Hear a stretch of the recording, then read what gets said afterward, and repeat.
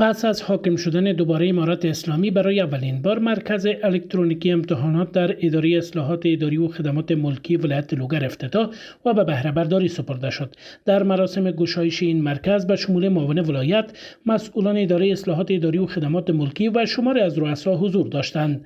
مسئولان ضمن خرسندی از ایجاد این مرکز اطمینان دادند که روند رقابت آزاد از شفافیت کامل برخوردار خواهد بود و در آن هیچ گونه سفارش و واسطه وجود نخواهد داشت و هر نامزد بر اساس شایستگی و لیاقت خویش به بسته مربوطه راه خواهد یافت. د وخت لحاظ څه د وخت هیڅ چاته ماتل نه کی خو ملک چې دا ډیر کوشش ته ضرورت لري. نو خدای تعالی ته سوال کوم چې خدای ټول موږ د هغه قانون تابع کړي چې موږ د خدای او د رسول او د اسلام او د شریعت او خصوصا د خپل امیر کوم حکم ده.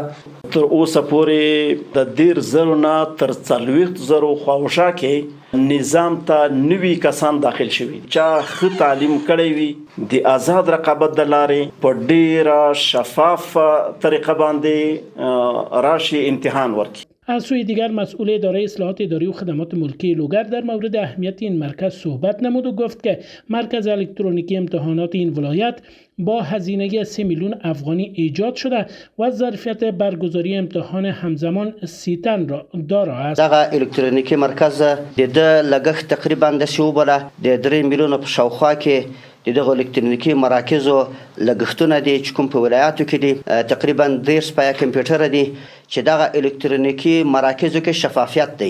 قابل یادآوری است که قرار است در هفته آینده یک مرحله امتحان در این مرکز برگزار گردد و افراد واجد شرایط در شماری از بست‌های خالی ولایت لوگر گماشته شوند.